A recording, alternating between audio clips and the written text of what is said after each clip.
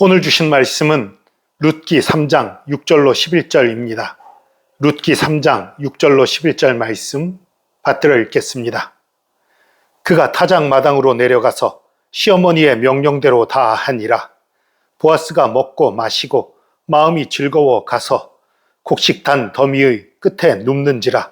룻이 가만히 가서 그의 발치 이불을 들고 거기 누웠더라. 밤중에 그가 놀라 몸을 돌이켜 본즉 한 여인이 자기 발치에 누워 있는지라. 이르되 네가 누구냐 하니 대답하되 나는 당신의 여종 룻이오니 당신의 옷자락을 펴 당신의 여종을 덮으소서.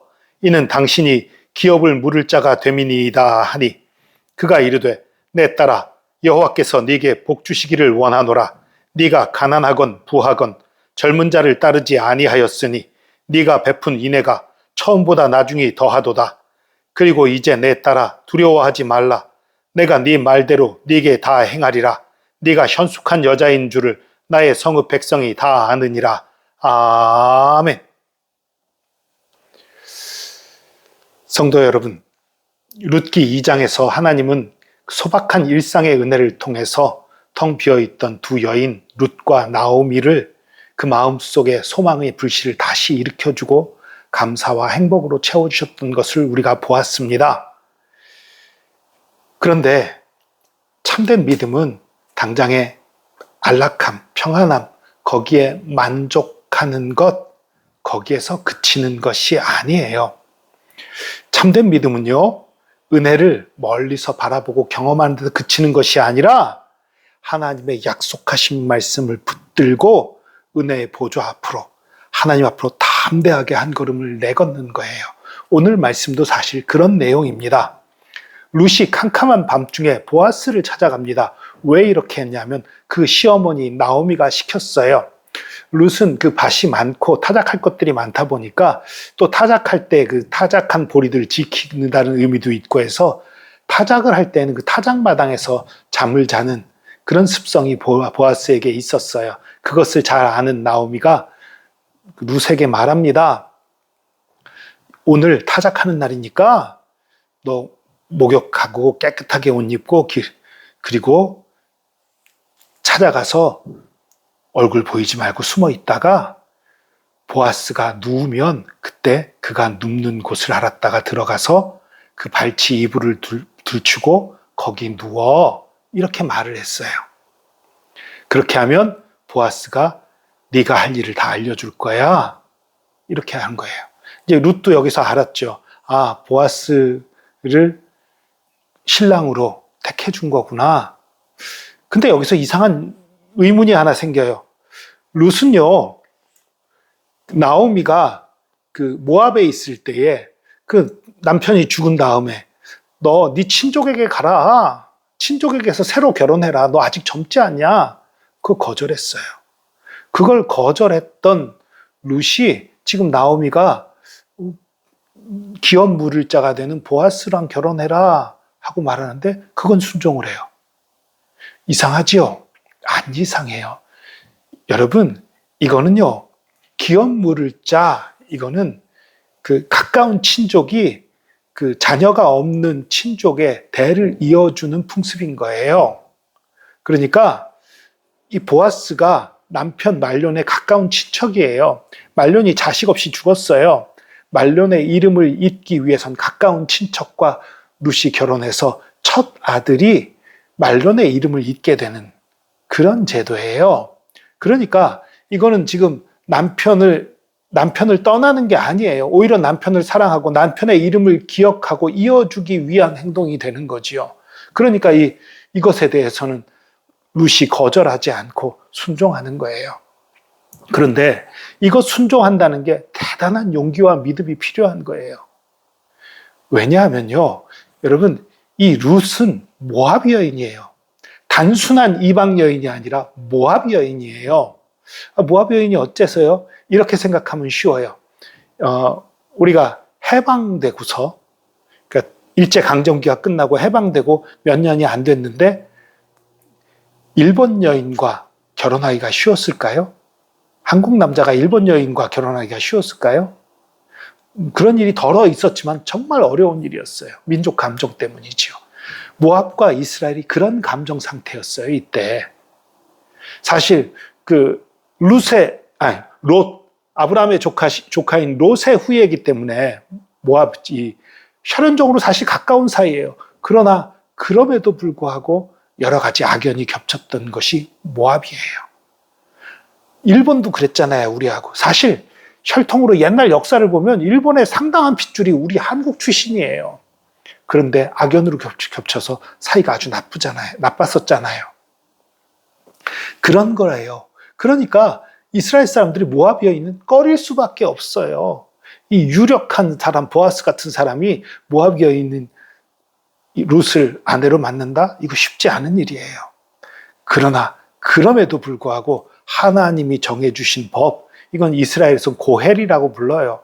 어쨌든 고헬이라고 부르는 이 법도를 따라서 이 보아스를 찾아간 것이 오늘의 사건이에요. 룻은 시어머니 나오미의 말에 순종을 해요. 그래서 이제 보아스의 발치에 들어갔습니다. 그 보아스가 자다가 깨서 보니까 발치에 누가 있어요. 너 누구냐? 룻이 말해요. 나는 당신의 여종 룻이오니 당신의 옷자락을 펴 당신의 여종을 덮으소서.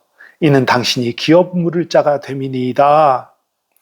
이 요청은요, 단순히 나를 책임져 달라는 인간적인 구걸이나 결혼 요구가 아니에요.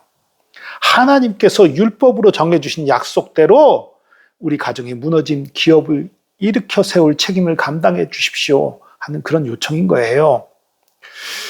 그러니까 아까 말씀드린 것처럼 모함 여인이라는 것 때문에 꺼리낌이 많았을 거예요. 내가 어떻게 이런 마음도 있었을지 몰라요. 그러나 하나님의 말씀을 의지해서 믿음으로 나간 거예요. 우리도 마찬가지입니다. 우리 죄인이잖아요. 우리 정말 하나님 앞에 감히 고개 들 수 없는 그런 어리석은 마음, 미련한 마음들, 불평, 불만들, 죄들 정말 많잖아요.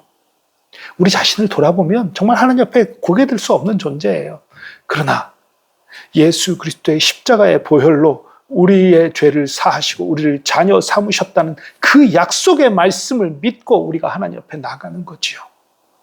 나 죄 많지만, 나 더럽지만, 나 악하지만 그래도 그 약속의 말씀을 믿고 자격 없지만 나가는 것, 그것이 믿음입니다. 룻은 지금 그 모습을 보여주는 거예요. 모함 여인이라서 정말 이스라엘 사람들이 꺼리고 자격이 없지만, 그렇지만 하나님이 정하신 법도를 믿고 그 믿음으로 나간 거예요. 우리도 이렇게 십자가의 은혜를 믿고 하나님 앞에 나가서 하나님의 은혜 가운데 들어가야 하는 것입니다. 여러분, 근데 이 룻의 말 중에 정말 기가 막힌 표현이 있어요. 당신의 옷자락을 펴 나를 덮으소서. 이 표현이요, 얼마나 놀라운 표현이냐면요, 보아스가 룻을 처음 만났을 때 그렇게 얘기했잖아요. 여호와께서 그의 날개 아래에 보호받으러 온 네게 온전한 상 주시기를 원하노라. 여호와의 날개 아래에 보호받으러 왔다, 이렇게 표현을 했었잖아요. 그런데요, 히브리어로는요, 날개와 옷자락이 동일한 단어입니다. 여호와의 날개로 덮으소, 날개 아래 보호를 받으러 왔던 그것을 빗대서 당신의 옷자락으로 나를 덮으소서. 그러니까 이런 얘기예요. 당신이 지난번에 나에게 축복했던 하나님의 날개가 이제는 당신의 옷자락이 되어 나를 실제로 덮어주기를 원합니다. 이런 표현인 거예요. 하나님은 보이지 않는 하늘에서 기적을 베푸시기보다 이처럼 준비된 사람의 옷자락을 통해 당신의 날개쳐 주심을 보여주십니다. 그리고 보아스의 옷자락은 장차 우리의 죄와 사망에서 우리를 건지실 예수 그리스도의 품을 상징하고 있는 거예요. 혈류증을 앓던 여인이 믿음으로 예수님의 옷자락에 손을 대어 구원을 얻었던 것처럼 우리의 인생에 진짜 필요한 것은 세상의 성공이 아니라 나를 덮으시는 주님의 은혜의 옷자락인 것입니다. 캄캄한 밤중에 찾아와 옷자락을 펴달라는 룻의 이런 대담한 요청에 보아스는 화를 내거나 그녀를 부끄럽게 만들지 않았습니다. 오히려 룻을 칭찬합니다. 내 딸아, 여호와께서 네게 복 주시기를 원하노라. 이제 내 딸아, 두려워하지 말라. 내가 네 말대로 네게 다 행하리라. 이 말 가운데요, 어떤 표현이 또 있었냐면요, 네가 젊은 남자를 찾지 않고 나를 찾아왔다. 이 말로 봐서 보아스는 아마도 나이가 조금 많았던 것 같아요. 근데 젊은 사람들 찾지 않고, 너 젊은 여인인데 젊은 남자 찾지 않고 나를 찾아왔다. 하나님의 법을 따라서 이렇게 찾아왔다. 정말 귀하다. 그런 말을 하지요. 여러분, 룻은 그러니까 남편을 배반하고다는 마음들, 남편을 떠나고 이제 잊고 다른 남자와 결혼한다는 이런 마음들이 아닌 거예요. 자신의 정욕을 따라서, 자신을 편하게 해줄 사람을 따라서 보아스를 찾아오는 것이 아닙니다. 하나님의 말씀을 믿고 그 기업의 축복을 믿고 나오는 거예요. 이런 약속을 믿고 나오는 사람을 우리 하나님은 절대 거절하지 않습니다. 오늘 보아스가 거절하지 않고 룻을 맞아준 것처럼 우리의 영원한 구속자 되신 예수님도 똑같으세요. 당신의 보좌 앞으로 나온 상한 심령들, 회개하는 자들을 결코 외면하거나 내쫓지 않으십니다. 주님은 십자가의 강도도, 현장에서 가늠하다 잡힌 여인도, 그리고 주님의 옷자락 아래 옷자락에 손을 댔던 여인도, 세리와 죄인들도 다 주님의 옷자락으로 품어주셨습니다. 우리가 언제나 안심하고 주님 앞에 나아갈 수 있는 것입니다.